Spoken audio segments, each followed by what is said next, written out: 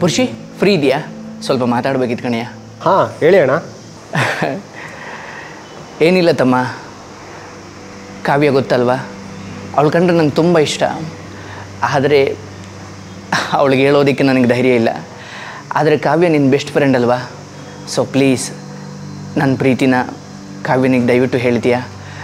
ಹೇಳಿಬಿಟ್ಟು ನಾಳೆ ಏನಂದ್ಲು ಅಂತ ನನಗೆ ಬಂದು ದಯವಿಟ್ಟು ಹೇಳು.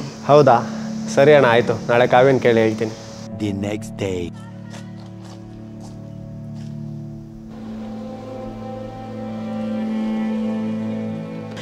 ಎಲ್ಲೆಲ್ಲಿ ಅಂತನಯ್ಯ ನಿನ್ನನ್ನು ಹುಡುಕೋದು? ನನ್ನ ಆಪತ್ತು ಬಂದುವೇ ನನ್ನ ಪ್ರೀತಿ ವಿಚಾರವನ್ನು ಹುಡುಗಿಗೆ ತಲುಪಿಸ್ಲಿಕ್ಕೆ ಹೇಳಿದ್ನಲ್ಲ, ನನಗೆ ಗೊತ್ತು ನೀನು ತಲುಪಿಸಿರ್ತೀಯ. ಮತ್ತು ಅವಳು ಕೂಡ ಒಪ್ಪಿರ್ತಾಳೆ, ಯಾಕಂದರೆ ಅವಳು ನನ್ನನ್ನು ನೋಡಬೇಕಾದ್ಲೆಲ್ಲ ನಗ್ತಾ ಇದ್ಲು. ಒಪ್ಪಿರ್ತಾಳೆ, ನನಗೆ ಗೊತ್ತು. ಅಂದ ಹಾಗೆ ಏನಂದ ಅವಳು? ಹಾಂ ಅಣ್ಣ, ಅವಳ ಜೊತೆ ಮಾತಾಡಿ ನೋಡಿದೆ. ಆದರೆ ನಾನೊಂದು ವಿಷಯ ಹೇಳ್ತೀನಿ ಅಣ್ಣ, ತಪ್ಪು ತಿಳ್ಕೊಬೇಡಿ. ಅವಳು ಯಾಕೋ ನಿಮಗೆ ಸೂಟ್ ಆಗಲ್ಲ ಅನ್ಸುತ್ತೆ ಅಣ್ಣ, ಇದನ್ನ ಇಲ್ಲಿಗೆ ಬಿಟ್ಬಿಡಿ. ಹೌದಾ? ಯಾಕೆ, ಏನಾಯಿತು? ಇಲ್ಲ ಅಣ್ಣ, ಅವಳಾಗಲೇ ಇನ್ನೊಬ್ಬ ಹುಡುಗನ ಇಷ್ಟಪಡ್ತಿದ್ದಾಳೆ. ಯಾವ ಹುಡುಗ?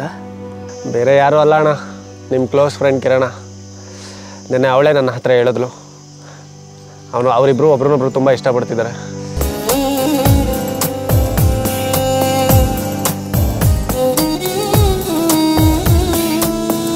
ಅಣ್ಣ ಬೇಜಾರಾಯ್ತಾ ಅಣ್ಣ? ಬೆಳಗಿರೋದೆಲ್ಲ ಹಾಲಲ್ಲ ಅನ್ನೋ ಹಾಗೆ ನನ್ನನ್ನು ನೋಡಿ ನಗ್ತಿದ್ಲು ಅನ್ನೋ ಕಾರಣಕ್ಕೆ ತುಂಬ ಪ್ರೀತಿ ಮಾಡಿಬಿಟ್ಟಿದ್ದೆ. ಆದರೆ ಒಂದು ಪಾಠ ಕಲ್ತಿದ್ದೀನಿ. ನನ್ನ ಮನಸ್ಸಲ್ಲಿ ಅವಳು ಮನಸ್ಸಲ್ಲಿ ಇನ್ಯಾರೋ, ಮದುವೆ ಆಗೋ ಕನಸೆಲ್ಲ ಕಂಡುಬಿಟ್ಟಿದ್ದೆ. ಈಗ ಅರ್ಥ ಆಗ್ತಿದೆ, ಅವಳಿಗೆ ಬೇಕಾದ ಜೀವನ ಸಂಗಾತಿಯನ್ನು ಆಯ್ಕೆ ಮಾಡಿಕೊಳ್ಳೋದು ಅವಳ ಹಕ್ಕು. ಆದರೆ ನಾವು ದಡ್ರು, ನಮ್ಮನ್ನು ನೋಡಿ ನಕ್ಕು ಹುಡುಗಿರ್ನೆಲ್ಲ ನಮ್ಮನ್ನು ಪ್ರೀತಿ ಮಾಡ್ತಿದ್ದಾರೆ ಅಂತ ನಾವು ಭಾವಿಸ್ತೀವಿ. ಅಷ್ಟಕ್ಕೂ ಅವಳೇನೋ ನಂಬಿಸಿ ಮಾತು ಕೊಟ್ಟು ನನಗೇನು ದ್ರೋಹ ಮಾಡಿಲ್ಲ. ಹಾಗೆ ನೋಡಿದ್ರೆ ನಾನು ಪ್ರೀತಿ ಮಾಡ್ತಿರೋದು ಅವಳಿಗೆ ಗೊತ್ತೇ ಇಲ್ಲ.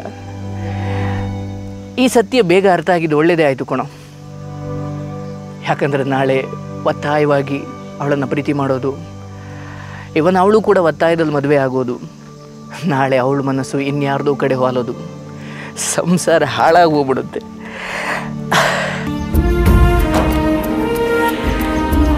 ನಮ್ಮ ಅಜ್ಜಿ ಯಾವಾಗಲೂ ಒಂದು ಮಾತು ಹೇಳೋರು, ನೀವಿಷ್ಟಪಟ್ಟಿದ್ದು ಸಿಗದೆ ಹೋದಾಗ ಯಾವುದು ಸಿಗ್ತೋ ಅದನ್ನು ಇಷ್ಟಪಡೋದ್ರಿಂದ ಜೀವನ ನೆಮ್ಮದಿಯಾಗಿರುತ್ತೆ ಅಂತ. ಅವಳ ಮನಸ್ಸಲ್ಲಿ ಇನ್ಯಾರೋ, ನಮ್ಮ ಮನಸ್ಸಲ್ಲಿ ಅವಳು, ಹೇಗೋ ಸಂಸಾರ ಮಾಡಲಿಕ್ಕೆ ಸಾಧ್ಯ?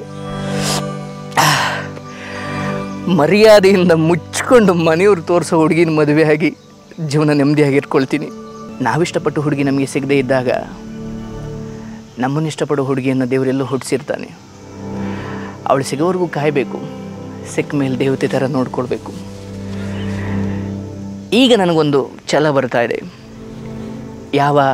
ಈ ಹುಡುಗಿ ಮುಂದೆ ಯಾವತ್ತೋ ಒಂದು ದಿನ ಇಂಥ ಹುಡುಗನ ಮಿಸ್ ಮಾಡ್ಕೊಂಡಲ್ಲ ಅಂತ ಒಂಚೂರು ಮನಸ್ಸಿಗೊಂದು ಯೋಚನೆ ಬರಬೇಕು. ಹಾಗೆ ನಾನು ಬದುಕ್ತೀನಿ.